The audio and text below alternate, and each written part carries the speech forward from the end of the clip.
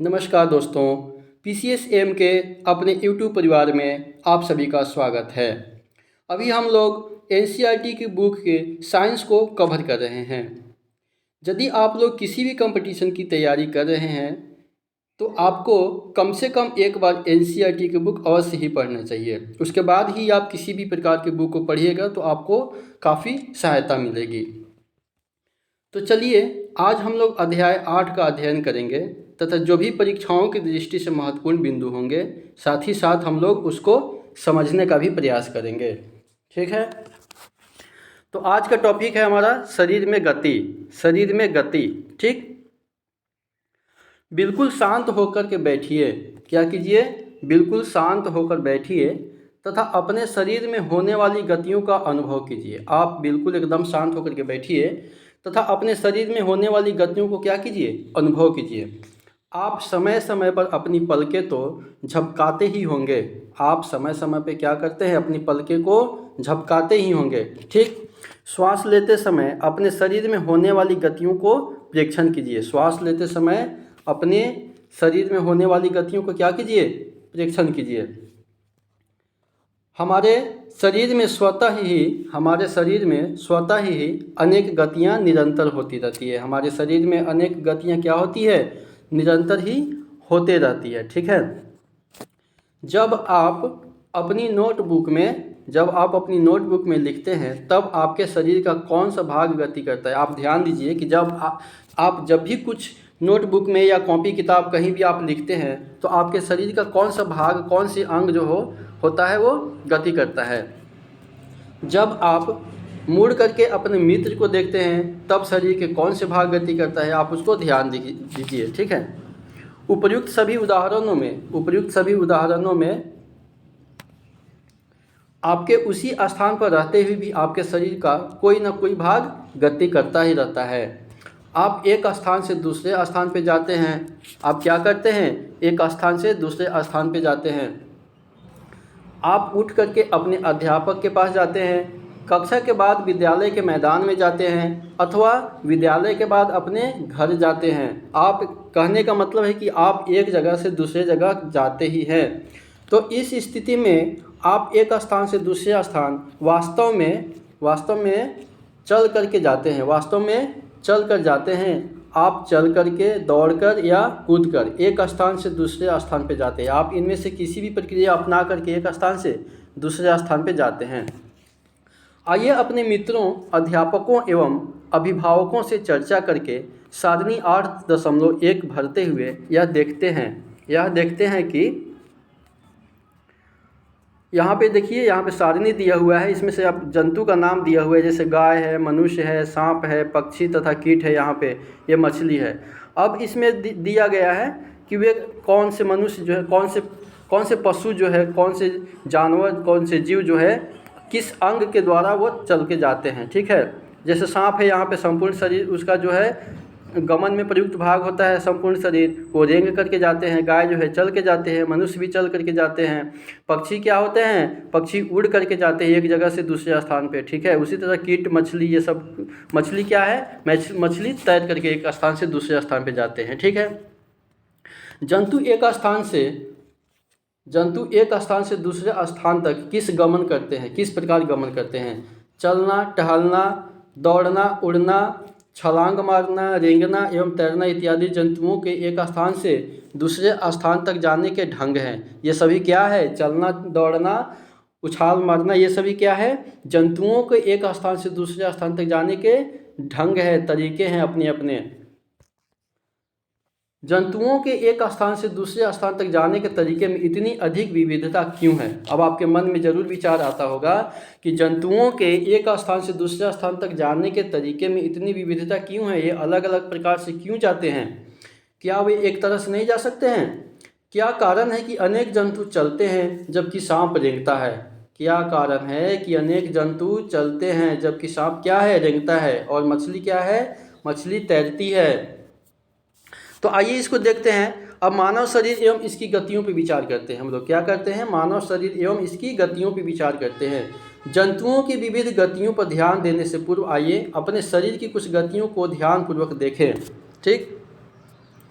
क्या आपको विद्यालय में शारीरिक व्यायाम करते समय आनंद आता है? बिल्कुल ही नहीं आता है। जब हम लोग बचपन में स्कूल में जाते थे तो व्यायाम के समय, पीटी के समय हम लोग स्कूल से भाग जाते थे, तो बिल्कुल आनंद नहीं आता है।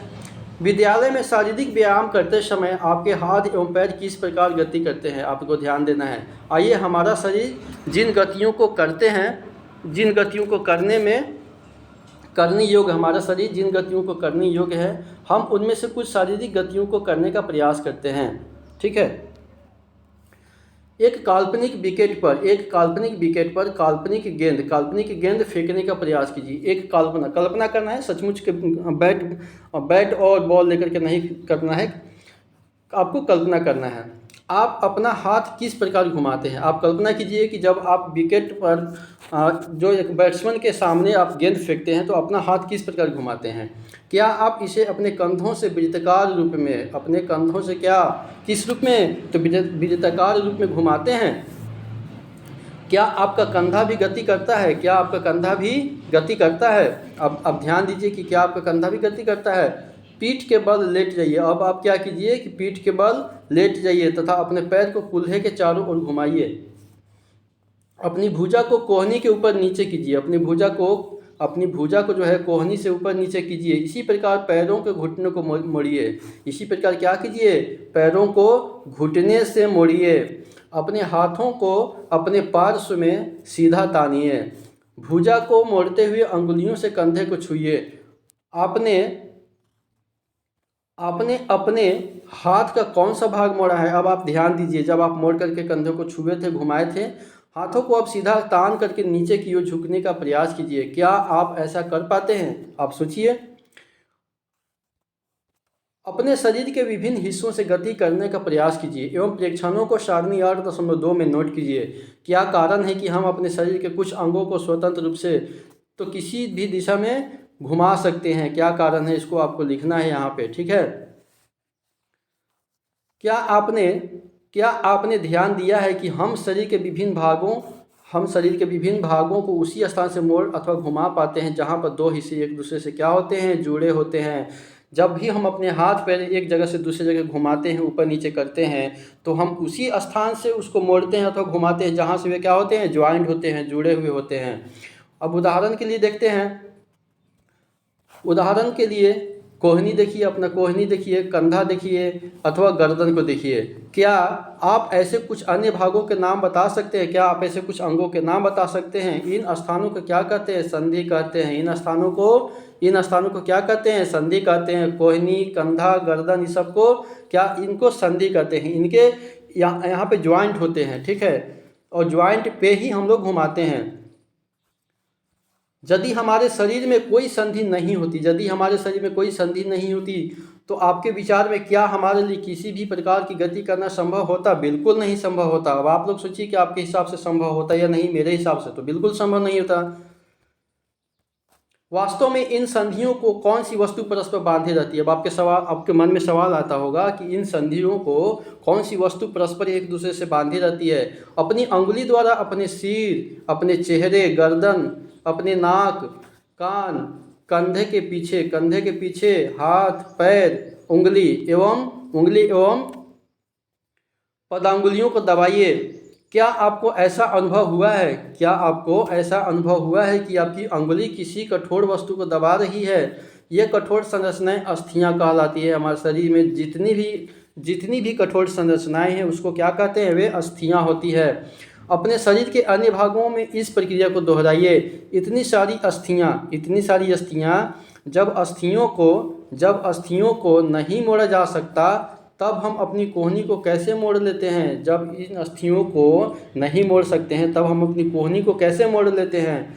हाथ के ऊपरी हिस्से से लेकर के कलाई तक एक ही लंबी अस्थि नहीं होती है। बिल्कुल सही बात है। हाथ के ऊपरी हिस्से से लेकर कलाई तक एक ही लंबी अस्थि नहीं होती है। इसमें 2-3 जगह ज्वाइंट होते हैं। वास्तव में अनेक अस्थियां कोहनी तक जुड़ी रहती है। अनेक अस्थियां कोहनी तक जुड़ी रहती हैं। इसी प्रकार हमारे शरीर के प्रत्येक हिस्से में अनेक अस्थियां हैं। हम अपने शरीर को कैसे उसी स्थान पर हिला या झुका नहीं सकते जहां ये अस्थियां एक दूसरे से मिलती हैं। विभिन्न गतिविधियों एवं विभिन्न प्रकार की गतियों के लिए हमारे शरीर में अनेक प्रकार की क्या होती हैं, अनेक प्रकार की संधियाँ होती है। आइए उनमें से कुछ के बारे में हम लोग जानने का प्रयास करें। पहला है कि कंदुक खलिका संधि। पहला क्या है? कंदुक खलिका संधि। अब ये क्या है भाई? अब इसको जानने का प्रयास करते हैं। कागज की एक पट्टी को लेकर के बेलन सिलेंडर के रूप में मोड़िए। बेलन या सिलेंडर उसी को बोलते हैं। रबड़ अथवा प्लास्टिक की एक पुरानी गेंद में एक छेद करके किसी के निरीक्षण में उसे मोड़ते हुए कागज के बेलन को डालिए। उसको मोड़ते हुए कागज के बेलन को क्या कीजिए? उसमें डालिए। जैसा कि चित्र संख्या 8.2 में दर्शाया गया है। आप कागज के बेलन, यहाँ पे आपका चित्र संख्या 8.2, यहाँ पे एक कंदुक खलिका संधि बनाया गया है। यहाँ पे कटोरी है, यहाँ पे गेंद है, ठीक है। यहाँ पे कागज का बेलन बनाया हुआ है, ठीक है। कागज के बेलन को गेंद पर भी चिपका सकते हैं। गेंद पर भी क्या कर सकते हैं आप? चिपका सकते हैं। गेंद को एक छोटी कटोरी में रख करके, कहाँ रख करके? एक छोटी कटोरी में रख करके चारों ओर घुमाने का प्रयास कीजिए। क्या गेंद कटोरी में स्वतंत्र रूप से घूमती है? क्या कागज का बेलन भी घूमता है? अब आप ध्यान दीजिए। अब कल्पना कीजिए कि कागज का बेलन आपका हाथ है तथा गेंद इसका एक सिरा है। कटोरी कंधे के उस भाग के समान है जिससे आपका हाथ जुड़ा है। एक अस्थि का गेंद वाला गोल हिस्सा दूसरी अस्थि की कटोरी रूपी गुहिका में धंसा हुआ है। कटोरी रूपी गुहिका में क्या हुआ है? धंसा हुआ है। चित्र संख्या 8.3 में दिखाया गया है। इस प्रकार की संधि सभी दिशाओं में गति प्रदान करती है। क्या आप इन गतियों में उपरोक्त प्रकार की संधि का यहाँ पे कंदुक खलिका संधि दिया हुआ है, ठीक है। ये देखिए कंदुक खलिका संधि यहाँ पे है। यहाँ पे जांघ की अस्थि है और श्रोणी अस्थि है, ठीक है। कोई अन्य उदाहरण खोज सकते हैं? इस अनुभाग के प्रारंभ में शरीर के विभिन्न भागों को हमारे द्वारा दी गई गतियों का स्मरण कीजिए। अब आइए, अगला है क्या? धुराग्र संधि। क्या, कौन सा संधि भाई? ये कौन सी संधि का नाम है? धुराग्र संधि। चलिए इसके बारे में पढ़ते हैं। गर्दन तथा सिर को जोड़ने वाली संधि धुराग्र संधि है।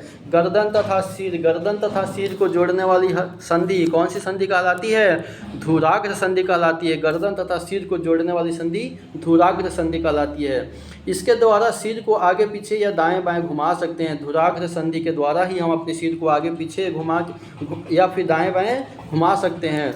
इन गतियों को करने का प्रयास कीजिए। यह गति हमारे हाथ की उस गति से किस प्रकार भिन्न है जिसमें कंदुक खलिका संधि द्वारा हाथ को पूर्णतः वृत्ताकार रूप में घुमा सकते हैं। धुराग्र संधि में बेलनाकार अस्थि एक छल्ले में घूमती है, ठीक है। वृत्ताकार संधि रूप में क्या करती है? धुराग्र संधि में बेलनाकार अस्थि एक छल्ले में घूमती है। अगला पढ़ते हैं। अगला क्या है? हिच संधि। हिच संधि क्या होता है? घर के किसी दरवाजे को बार बार खोलिए और बार बार क्या कीजिए? उसको बंद कीजिए। इसके कब्जों को ध्यानपूर्वक देखिए जो गेट में लगा हुआ है। यह दरवाजे को आगे और पीछे की ओर खुलने देता है। यह आपके दरवाजे को क्या करता है? आगे और पीछे खुलने देता है। उसी को हिच संधि कहते हैं, ठीक है। आइए अब क्रियाकलाप 3 देखते हैं। आइए कब्जे की गति के प्रकार को देखें। एक मोटे कागज अथवा गत्ते का एक बेलन सिलेंडर बनाइए, जैसा कि चित्र संख्या 8.5 में दिखाया गया है। चित्र के अनुसार गत्ते अथवा कागज के बेलन के मध्य में छेद करके एक छोटी पेंसिल लगाइए। गत्ते का एक और टुकड़ा लेकर के उसको इस प्रकार मोड़िए कि यह आधा बेलन बन जाए, जिस पर दूसरे बेलन को सरलता से घुमाया जा सके। आधे बेलन पर रखा हुआ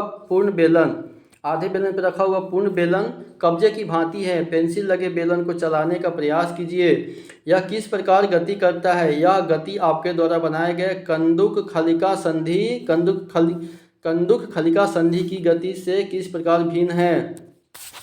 हमने क्रियाकलाप 1 में कोहनी में इस प्रकार की गति देखी थी। चित्र संख्या 8.5 में ये आपका हिच संधि जैसी काम कर रहा है, ठीक है। उसके आगे है, जो कुछ हमने बनाया था वह एक हिज से भिन्न था। जो कुछ भी हमने बनाया था वो क्या था, वह एक हिज से भिन्न था। लेकिन इससे यह पता चलता है कि हिज एक दिशा में गति देता है, एक दिशा में गति होने देता है। हिज संधि क्या करता है, हिज संधि एक ही दिशा में गति होने देता है। जैसे दरवाजे में लगा हुआ था तो वो केवल आगे या पीछे होता था, ऊपर नीचे तो नहीं कर सकते हैं। कोहनी में हिज कब्जा संधि होती है। कोहनी में, हमारे कोहनी में भी हिज संधि होती है। हमारे कोहनी में हिज संधि होती है। आपसे परीक्षाओं में पूछ सकता है कि हमारे कोहनी में कौन सी संधि होती है, तो आप वहाँ पे कंफ्यूज कर जाइएगा। इसको ध्यान में रखिए, कोहनी में हमारे हिज संधि होती है, ठीक है, जिससे हिज संधि के द्वारा केवल आगे और पीछे एक ही दिशा में गति को हो सकती है। क्या आप ऐसी संधि के कुछ और उदाहरण सोच सकते हैं? आप सोचिए। अगला है अचल संधि। अगला क्या है? अचल संधि। हमारे सिर की अस्थियों के बीच की कुछ संधियां उन संधियों से भिन्न हैं जिनकी चर्चा हमने अब तक की है। ये अस्थियां इन संधियों पर हिल नहीं सकती है। ऐसी संधियों को अचल संधि कहते हैं। नाम से ही लग रहा है अचल है, एकदम अटल है, हिलने वाला नहीं है, ठीक है। जब आप अपना मुंह खोलते हैं तो आप अपने निचले जबड़े को सिर से दूर ले जाते हैं। जब आप अपना मुंह खोलते हैं तो क्या करते हैं, निचले जबड़े को अपने सिर से दूर ले जाते हैं। अब अपने ऊपरी जबड़े को हिलाने का प्रयास कीजिए। अब आप क्या कीजिए, अपने ऊपरी जबड़े को हिलाने का प्रयास कीजिए।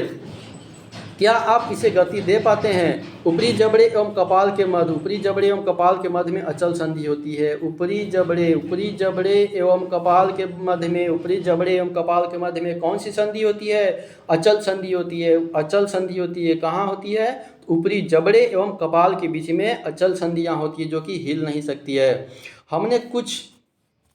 हमने केवल कुछ संधियों की ही चर्चा की है जो हमारी अस्थियों को एक दूसरे से जोड़ते हैं। हमारे शरीर के विभिन्न अंगों को विभिन्न आकृति कौन प्रदान करता है? हमारे शरीर के विभिन्न अंगों को विभिन्न आकृति कौन प्रदान करता है? जैसे यकृत का आकृति, किडनी का आकृति, लंग्स की आकृति, स्केल का आकृति कौन प्रदान करता है? यदि आप एक गुड़िया बनाना चाहते हैं तो आप पहले क्या बनाएंगे? संभवतः गुड़िया को पहले एक आकृति प्रदान करने के लिए आप एक ढांचा तैयार करेंगे। जैसा कि अगर कोई पूजा होता है, पूजा पाठ होता है, जैसे रामनवमी, अगर दुर्गा जी का मूर्ति बनाना है, शंकर जी की मूर्ति बनाना है, किसी भी देवी देवताओं की मूर्ति बनाना है, तो उनसे बनाने से पहले क्या करते हैं हम लोग? कुम्हार जो होता है उसको एक ढांचा तैयार करते हैं। आप ऐसा नहीं करेंगे। हमारे शरीर की सभी अस्थियां ठीक इसी प्रकार शरीर को एक सुंदर आकृति प्रदान करने के लिए एक ढांचे का निर्माण करती है। इस ढांचे को कंकाल कहते हैं। इस ढांचे को क्या कहते हैं? उस ढांचे को कंकाल कहते हैं, जो हमारे शरीर को निर्माण करने के लिए बनाई जाती है। हम कैसे जानते हैं कि यह मानव कंकाल की आकृति है? अब आप चलिए, हम शरीर की विभिन्न अस्थियों की आकृति के विषय में किस प्रकार जान पाते हैं? शरीर के कुछ अंगों में मौजूद अस्थियों और उनकी संख्या तथा आकृति के बारे में हमें तब पता चलता है जब हम उनका अनुभव करते हैं। एक्सरे चित्र से हमें शरीर की सभी कठोर अस्थियों की आकृति का पता चलता है। एक्सरे के द्वारा हमारे शरीर के जितनी भी कठोर से कठोर अस्थियां हैं सबके बारे में क्या होता है? पता चलता है। क्या कभी आपका अथवा आपके परिवार के किसी भी सदस्य का एक्सरे हुआ है? कई बार चोट लगने पर चिकित्सक एक्सरे करवाते हैं, जिससे उन्हें अस्थियों को हुई संभावित क्षति के विषय में जानकारी प्राप्त होती है। एक्सरे चित्र से हमें शरीर की अस्थियों की आकृति का पता चलता है। अपने हाथ के अग्र एवं ऊपरी भाग अपने हाथ के अग्र एवं ऊपरी भाग तथा पैर के निचले एवं ऊपरी भाग की अस्थियों का अनुभव कीजिए। प्रत्येक अंग की अस्थियों की संख्या का पता लगाइए। प्रत्येक अंग की अस्थियों को क्या कीजिए? आप पता लगाइए। अपने घुटने और कोहनी की अस्थियों का ठीक इसी प्रकार अनुभव करें और एक्सरे चित्र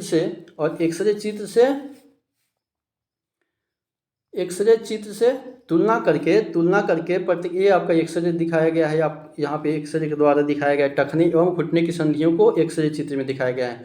तुलना करके प्रत्येक भाग में अस्थियों की संख्या ज्ञात कीजिए, ठीक है। अगला है, अपनी अंगुलियों को मोड़िए। क्या आप उन्हें प्रत्येक संधि स्तर पर मोड़ सकते हैं? आपकी मध्यमा में कितनी अस्थियां हैं? आपकी हथेली के पिछले भाग का स्पर्श करके अनुभव कीजिए। क्या इसमें अनेक अस्थियां होती हैं? क्या आपकी कलाई लचीली है या अनेक छोटी छोटी अस्थियों से बनी होती है, जिसे कार्पेल कहते हैं? हमारी कलाई जो होती है, हमारी कलाई एक लचीली होती है, कलाई जो होती है तथा छोटी छोटी अस्थियों से बनी होती है, जिसे कार्पेल कहते हैं। कार्पेल की अस्थियां कहाँ पाई जाती है? वो हमारे कलाई में, कार्पेल अस्थियां कलाई में पाई जाती है, इसको ध्यान में रखिएगा। यदि इसमें मात्र एक ही अस्थि होती तो क्या होता? यदि इसमें मात्र अगर एक ही अस्थि होती तो क्या होता? आइए क्रियाकलाप अब यहाँ पे आपका हाथ की अस्थियाँ दिखाया गया, ये हाथ की अस्थियाँ दिखाया गया आपका, ठीक है। आइए क्रियाकलाप 4 देखते हैं। क्रियाकलाप क्या देखते हैं हम लोग? 4 देखते हैं।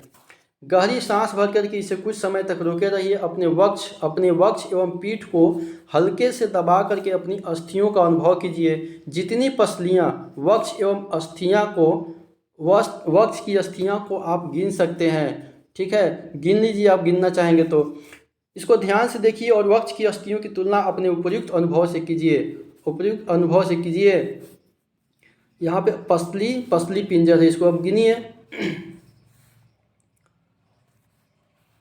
इन्हें गिनिए कि पसलियाँ विशेष रूप से मुड़ी हुई है। आप देखिएगा, क्या देखिएगा कि पसलियाँ जो है विशेष रूप से मुड़ी हुई है। वे वक्ष की अस्थि एवं मेरुदंड से जुड़कर एक बक्से की संरचना करती है। इस शंकु रूपी बक्से को पसली पिंजर कहते हैं। शंकु रूपी बक्से को क्या कहते हैं? पसली पिंजर कहते हैं, पसली बोलते हैं, ठीक है। अब आपको कमेंट बॉक्स में बताना है कि हमारे शरीर में पसलियों की संख्या कितनी होती है। अब तो यहाँ पे दे ही दिया है, वक्ष के दोनों तरफ 12 पसलियाँ होती है। वक्ष के दोनों तरफ 12 पसलियाँ होती है, 12 पसलियाँ होती है, ठीक है। वक्ष के दोनों तरफ एक और 12, एक और 12, 24 पसलियाँ होती है। हमारे शरीर के कुछ महत्वपूर्ण अंग इसमें सुरक्षित रहते हैं। अपने कुछ मित्रों को बिना घुटने मोड़े झुक करके अपने पाँव की अंगुली छूने को कहिए। क्या यह चिकनी, समतल अथवा अखंड है? अपनी अंगुलियों को अपने मित्र की गर्दन से प्रारंभ करके उसकी पीठ पर नीचे की ओर लगाइए। आपके द्वारा अनुभव की गई संरचना मेरुदंड है। आपके द्वारा अनुभव की गई संरचना क्या है? वो मेरुदंड है, स्पाइनल कॉर्ड उसको बोलते हैं। यह अनेक छोटी छोटी अस्थियों से बना होता है, जिसे कशेरुकी कहते हैं, कशेरुका कहते हैं, ठीक है। मेरुदंड 33 कशेरुकाओं का बना होता है। मेरुदंड 33 कशेरुकाओं का बना होता है। मेरुदंड स्पाइनल कॉर्ड में कितनी हड्डियां होती है, कितनी कशेरुकाओं होता है? वो 33 होता है। मेरुदंड में यानी ये स्पाइनल कॉर्ड में 33 कशेरुकाओं का बना होता है। याद रखिए, आपके परीक्षाओं की दृष्टि से काफ़ी महत्वपूर्ण है।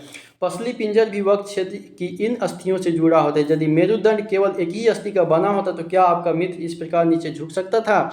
अपने मित्र को खड़े होकर हाथों से किसी दीवार को धक्का लगाने के लिए कहिए। उससे कहिए कि वह अपने हाथों से दीवार पर धक्का लगाए,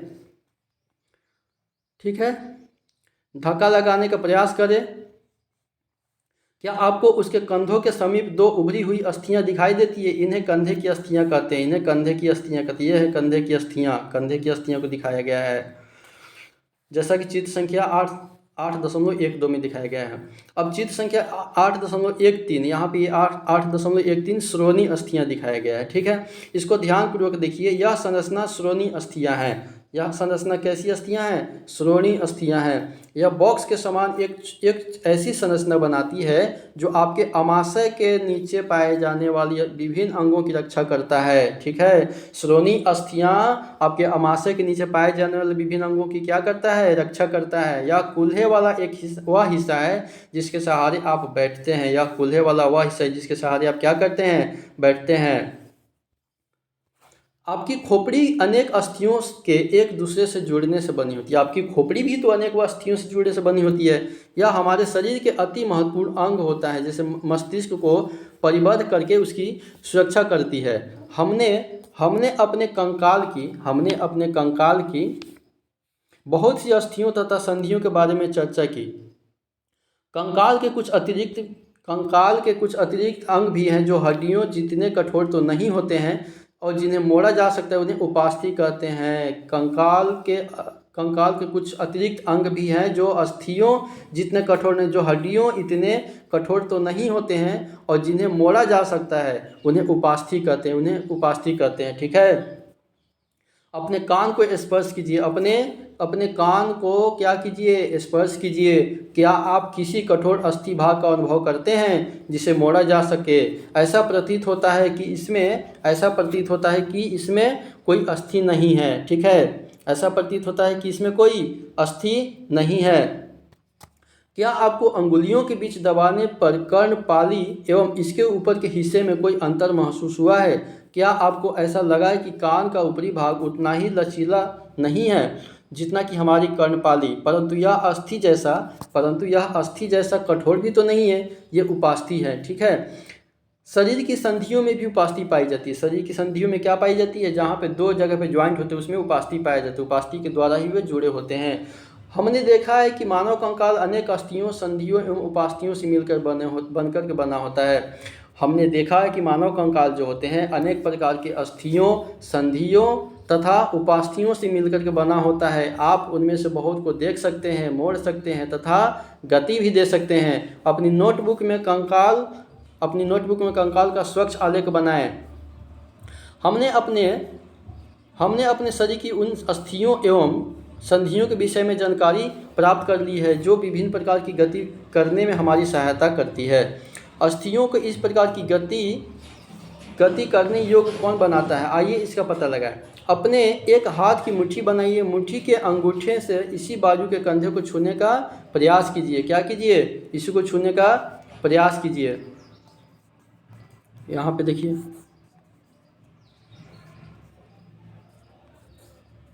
यहाँ पे आपकी खोपड़ी अनेक अस्थियों से एक दूसरे से जुड़ने से बनी होती है। यह हमारे शरीर के अति महत्वपूर्ण अंग होते हैं। मस्तिष्क को परिबद्ध करके उसकी सुरक्षा करती है। हमें अपने कंकाल की रक्षा भी करती है। ठीक है। यह आपका अस्थि को गति प्रदान करने में दो पेशियों जो संयुक्त रूप से कार्य करती है। ठीक है। क्या आप अपनी ऊपरी भुजा में कुछ परिवर्तन अनुभव करते हैं? दूसरे हाथ से इसे छू करके देखिए। क्या आपको कोई उभरा हुआ भाग दिखाई देता है? इसको पेशी कहते हैं। इसको क्या कहते हैं? पेशी कहते हैं, मसल्स कहते हैं। ये संकुचित लंबाई में कमी होने के कारण पेशियाँ उभर आती हैं। अब आप अपने हाथ को पुनः समान स्थिति में लाइए। पेशियों का क्या होता है? क्या यह अभी भी संकुचित अवस्था में है? चलते अथवा भागते समय आप अपने पैरों की पेशियों में भी इसी प्रकार का संकुचन देख सकते हैं। संकुचन की अवस्था में पेशी छोटी, कठोर एवं मोटी हो जाती है। ठीक है। यह अस्थि को खींचती है। किसी अस्थि को गति प्रदान करने के लिए दो पेशियों को संयुक्त रूप से कार्य करना होता है। जब दो पेशियों में से कोई एक सिकुड़ती है तो अस्थि उस दिशा में खींच जाती है। युगल की दूसरी पेशी शिथिल हो जाती है, लंबाई में बढ़ करके पतली हो जाती है। पतली अवस्था में आ जाती है, शिथिल अवस्था में आ जाती है। अस्थि को विपरीत दिशा में गति करने के लिए अब एक शिथिल पेशी सिकुड़ करके अस्थि को अपने पूर्व स्थिति में खींचती है, जबकि पहली पेशी अब शिथिल हो जाती है। पेशी केवल खींच सकती है। ठीक है। पेशियाँ, मांसपेशियाँ, वह धक्का नहीं दे सकती है। अतः एक अस्थि को गति देने के लिए दो पेशियों को संयुक्त रूप से कार्य करना होता है। ठीक है। क्या गति के लिए हमेशा अस्थियों एवं पेशियों की आवश्यकता होती है? दूसरे जंतु किस प्रकार चलते हैं? दूसरे जंतु किस प्रकार चलते हैं? क्या सभी जंतुओं में अस्थियां पाई जाती हैं? केंचुए अथवा घोंघे में क्या होता है? आइए कुछ जंतुओं की गतियों का अध्ययन करते हैं। जंतुओं की चाल। केंचुआ जो होती है, यहाँ पे अब केंचुआ के देखते हैं। बगीचे में चलते हुए एक केंचुए का निरीक्षण कीजिए। बगीचे में चलते हुए क्या कीजिए? एक केंचुए का निरीक्षण कीजिए। इसे पकड़ करके एक स्याही सोख करके फिल्टर पेपर पर रखिए। इसकी गति का परीक्षण कीजिए। ठीक है। इसकी गति को क्या कीजिए? परीक्षण कीजिए। इसके पश्चात केंचुओं को एक कांच की पट्टी या टुकड़े टाइल पर अथवा किसी चिकनी सतह पर रखिए तथा इसकी गति का परीक्षण कीजिए। क्या यह गति पेपर पर केंचुए की गति से भिन्न होती है? ऊपर की दो सतहों में से किस पर केंचुआ आसानी से चल सकता है? ऊपर की दो सतहों में से यहाँ पे एक टाइल्स पे रखा हुआ है और एक ऐसे ही रखा हुआ है नॉर्मल। तो देखिए कि किस प्रकार दोनों पे गति में अलग अलग है, भिन्न है। केंचुए का शरीर एक सिरे को दूसरे से सटाकर रखे गए अनेक छल्लों से बना प्रतीत होता है। केंचुए के शरीर में अस्थियां नहीं होती है। परीक्षाओं में आपसे यही पूछ लेता है कि केंचुए के शरीर में कितनी अस्थियां होती है, तो केंचुए के शरीर में 0 अस्थियां होती है, बिल्कुल नहीं होती है। परंतु इसमें मांसपेशियां होती है। मांसपेशियां तो होती है, अस्थियां नहीं होती है, जो इसके शरीर के घटने और बढ़ने की सहायता करती है। मांसपेशियां ही इसके शरीर को घटने और बढ़ने में सहायता करती है। चलने के दौरान केंचुआ अपने शरीर के पश्च भाग को भूमि में जकड़े रहता है तथा अग्रभाग को फैलाता है। इसके बाद वह अग्रभाग से भूमि को पकड़ता है तथा पश्च भाग को स्वतंत्र कर देता है। इसके पश्चात यह शरीर को संकुचित करता है तथा पश्च भाग को आगे की ओर खींचता है। इससे वह कुछ दूरी तक आगे बढ़ता है। केंचुआ इस प्रक्रिया को बार बार दोहराते हुए मिट्टी पर आगे बढ़ता है। इसके शरीर में चिकने पदार्थ होते हैं जो इसे चलने में सहायता करते हैं। यह अपने शरीर के हिस्से को जमीन से किस प्रकार टिकाता है। इसके शरीर में छोटे छोटे अनेक छोटे क्या होते हैं, सूक होते हैं, बाल जैसी आकृति होते हैं। ये सूक पेशियों से जुड़े होते हैं। ये सूक क्या होते हैं, पेशियों से जुड़े होते हैं। ये सूक मिट्टी में उसको पकड़ के मजबूत बनाते हैं। ठीक है। केंचुआ वास्तव में अपने रास्ते में आने वाली मिट्टी को खाता है। केंचुआ क्या करता है, अपने आने वाले रास्ते के मिट्टी को क्या करता है, मिट्टी को खाता है। उसका शरीर अनपचे पदार्थ को बाहर निकाल देता है। केंचुए द्वारा किया गया यह कार्य मिट्टी को उपजाऊ बना देता है। इसीलिए कहा जाता है कि केंचुए जो है किसान का परम मित्र माना गया है। इसीलिए केंचुओं को किसान का क्या माना गया है, परम मित्र माना गया है। इससे मिट्टी की उर्वरा शक्ति बढ़ जाती है, वृद्धि हो जाती है, जिससे पौधों को फायदा होता है। आगे हम लोग पढ़ते हैं घोंघा के बारे में। किसी बगीचे में एक घोंघे का अवलोकन कीजिए। क्या आपने इसकी पीठ पर गोल संरचना देखी है। इसे कवच कहते हैं। घोंघे के शरीर पे जो वहाँ पे जो आकृति होती है उसको कवच कहते हैं। और यह घोंघे का बाह्य कंकाल है। यह घोंघे का क्या होता है, बाह्य कंकाल होता है, परंतु यह अस्थियों का बना नहीं होता है। बाह्य कंकाल जो होता है किसका बना नहीं होता, अस्थियों का बना नहीं होता है। यह कवच एकक होता है और यह घोंघे को चलने में कोई सहायता भी नहीं करता है। जो ऊपर की अस्थियां होती है यह घोंघे के साथ खींचता जाता है। घोंघे को कांच की पट्टिका पर रखकर इसका परीक्षण कीजिए। जब यह चलना प्रारंभ कर तो सावधानी से कांच की पट्टिका को अपने हाथों से अपने सिर से ऊंचा उठाकर कांच के नीचे की ओर उसके चलने के ढंग को परीक्षण कीजिए। ये देखिए आपका घोंघा है, इसी प्रकार को घोंघा बोलते हैं। ठीक है। कवच का छेद खुलने पर आपने उससे एक मोटी मांसल संरचना एवं सिर बाहर आते देखा है। मोटी संरचना इसका पैर होता है जो दृढ़ पेशियों का बना होता है। ठीक है। अब सावधानीपूर्वक कांच की प्लेट को एक और थोड़ा सा झुकाइए।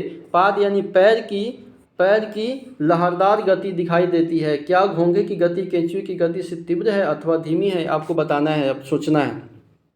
आगे ये हम लोग तिलचट्टा के बारे में देखते हैं। किसी कॉकरोच यानी तिलचट्टा का परीक्षण कीजिए। तिलचट्टा जमीन पर चलता है, दीवार पर चढ़ता है। ठीक है। तिलचट्टा कहाँ चढ़ता है, जमीन पर चलता है और दीवार पर चढ़ता है और वायु में उड़ता भी है। वायु में क्या होता है, तिलचट्टा उड़ता भी है, वायु में उड़ता भी है। इसमें 3 जोड़ी पैर होती है, इसमें 3 जोड़ी पैर होती है, इसमें 3 जोड़ी पैर होती है। किसमें, तिलचट्टा में 3 जोड़ी पैर होती है यानी 6 होती है।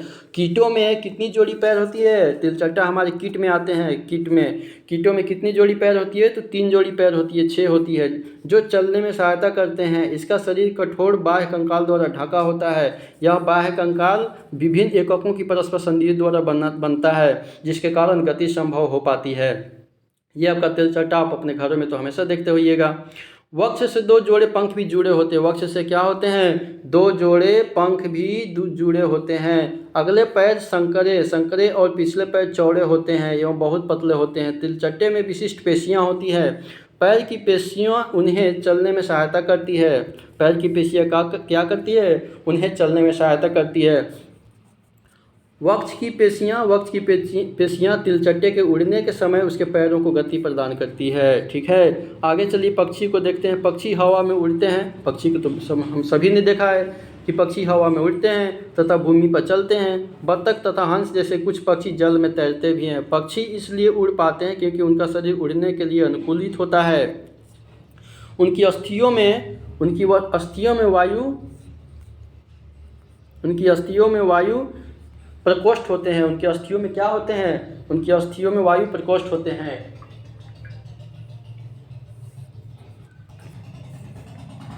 जिसके कारण उसकी अस्थियां हल्की परंतु मजबूत होती है। पश्चपाद यानी पैरों की अस्थियां चलने एवं बैठने के लिए अनुकूलित होती है। अग्रपाद की अस्थियां रूपांतरित होकर पक्षी के पंख बनाती है।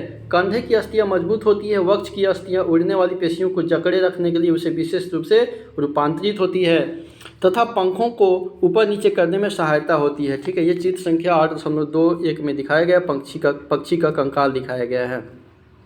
आइए हम लोग मछली के बारे में पढ़ते हैं। हम लोग बचपन में तो ये ज़रूर सुना है कि मछली जल की रानी है, जीवन उसका पानी है, ये तो, लेकिन यहाँ पे मछली के बारे में कुछ हम लोग पढ़ना है। कागज़ की एक नाव बनाकर उसे पानी में इस प्रकार रखिए कि उसका नुकीला भाग आगे की ओर रखें। इसे धीरे से धक्का दीजिए। ठीक है, इसे धीरे से क्या कीजिए, धक्का दीजिए। क्या यह जल पर आगे की ओर तेज़ी से जाती है? तो बचपन में हम लोग बहुत किए हैं नाव बना करके। ठीक है, अब नाव को दोनों सिरों से पकड़कर इस प्रकार धक्का दीजिए कि वह चौड़ी ओर से जल में जाएं। चौड़ी ओर से कहाँ जाए? जल में जाएं। क्या इस प्रकार नाव जल में सरलता से चल सकती है? यह क्या आपने ध्यान दिया है? क्या आपने ध्यान दिया है कि नाव की आकृति काफ़ी सीमा तक मछली जैसी है? नाव की आकृति काफ़ी सीमा तक किसकी जैसी है? मछली जैसी है। मछली का सिर एवं पूंछ उसके मध्य भाग की अपेक्षा पतला एवं नुकीला होता है। शरीर की ऐसी आकृति धारा रेखीय कहलाती है। धारा रेखीय कहलाती है मछली के शरीर की आकृति। ये देखिए, आगे वाले भाग जो होता है, आगे वाले भाग क्या है? पतला है, नुकीला है, पीछे वाला भी नुकीला है और बीच में ये धारा रेखीय कहलाती है। ठीक है, इसकी विशेष आकृति के कारण जल इधर उधर बहकर निकल जाता है। जल इधर उधर बहकर क्या निकल जाता है? और मछली जल में सरलता से तैर सकती है। मछली का कंकाल दृढ़ पेशियों से ढका रहता है। तैरने की प्रक्रिया में शरीर का अग्रभाग एक ओर मुड़ जाता है तथा पूंछ विपरीत दिशा में जाती है। मछली का चित्र तो आप लोग देख ही लिए है। इसके अनुसार शरीर को मोड़ती है तो तीव्रता से उसकी पूंछ दूसरी दिशा में मुड़ जाती है। इससे एक झटका सा लगता है और मछली आगे की ओर चली जाती है। इसी प्रकार के क्रमिक ताल से मछली आगे की ओर तैरती रहती है। पूंछ के पंख इस कार्य में उसकी सहायता करती है। ठीक है, मछली के शरीर पर और भी पंख होते हैं। मछली के शरीर पे क्या होते हैं? और भी पंख होते हैं जो तैरने समय जल में संतुलन बनाए रखने एवं उसकी दिशा निर्धारण में सहायता करते हैं। क्या आपने कभी ध्यान दिया है कि गोताखोर अपने पैरों में इस पंखों की तरह के विशेष अरित्र यानी फ्लिपर पहनते हैं जो उन्हें जल में तैरने में सहायता करते हैं। अब चलिए सर्प के बारे में देखते हैं। पहले तो हम लोग देख लिए कि सर्प रेंगते हैं, रेंग करके चलते हैं। क्या आपने सांप को फिसलते हुए आगे बढ़ते देखा है? क्या यह सीधा चलता है? सर्प का मेरुदंड लंबा होता है। शरीर की पेशियां क्षीण एवं असंख्य होती है। शरीर की पेशियां क्षीण एवं क्या होती हैं? क्षीण एवं असंख्य होती हैं। वे परस्पर जुड़ी हुई होती है एक दूसरे से, चाहे वे दूर ही क्यों ना हो। पेशियां, मेरुदंड, पसलियां एवं त्वचा को भी एक दूसरे से जोड़ती है। ठीक है, सर्प का शरीर अनेक क्या होता है? अनेक बलय में मुड़ा होता है। इसी प्रकार सर्प का प्रत्येक बलय उसे आगे की ओर धकेलता है। इसका शरीर अनेक बलय बनाता है और प्रत्येक बलय आगे को धक्का देता है। इस कारण सर्प जो होता है, ये सर्प का फिगर दिया हुआ है। सर्प बहुत तेजी गति से आगे की ओर चलता है परंतु सरल रेखा में नहीं चलता है। सर्प क्या है? सरल रेखा में नहीं चलता है। हमने विभिन्न जंतुओं को गति प्रदान करने वाली अस्थियों एवं पेशियों के विषय में जानकारी प्राप्त की। पहेली एवं बूझों के निपटारे में विभिन्न जंतुओं की गतियों से संबंधित अनेक प्रश्न हैं। इसी प्रकार आपके मस्तिष्क में अनेक प्रश्न उभर रहे होंगे। प्रसिद्ध ग्रीक दार्शनिक कहाँ के? ग्रीक दार्शनिक अरस्तु ने अपनी पुस्तक गेट ऑफ एनिमल्स पुस्तक किसकी है? गेट ऑफ एनिमल्स पुस्तक किसकी है? तो अरस्तु की है। गेट ऑफ एनिमल्स पुस्तक किसकी है? अरस्तु की है।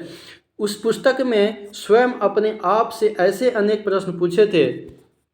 विभिन्न जंतुओं के शरीर में विभिन्न भाग क्यों होते हैं? यह विशेष अंग उन जंतुओं की विशेष गति में किस प्रकार सहायक होते हैं? विभिन्न जंतुओं के शारीरिक अंगों में क्या समानताएं एवं विभिन्नताएं हैं? विभिन्न जंतुओं को चलने के लिए कितने अंगों की आवश्यकता होती है? मनुष्य के 2 पैर तथा गाय और भैंस के 4 पैर क्यों होते हैं? ये सभी अरस्तु के प्रश्न हैं जो उनके खुद के पुस्तक में लिखा गया है। बहुत से जंतु समपादी होते हैं। बहुत से जंतु क्या होते हैं? समपादी होते हैं, एक समान पैर वाले होते हैं। क्यों होते हैं? ये सभी मेरा क्वेश्चन नहीं है, ये सभी अरस्तु का उनके द्वारा लिखित पुस्तक में है। हमारे पैरों के मुड़ने का ढंग हमारे हाथों की तुलना में अलग क्यों है? इतने अधिक प्रश्न संभवतः अपने क्रियाकलापों द्वारा हमने कुछ प्रश्न के उत्तर प्राप्त करने का प्रयास किया है, हमें कुछ और प्रश्न के उत्तर खोजने हैं। ठीक है, तो चलिए इसी के साथ आज का कक्षा समाप्त करते हैं। वीडियो देखने के लिए बहुत बहुत धन्यवाद। हम आशा करते हैं कि आपको ज़रूर अच्छा लगा होगा। धन्यवाद।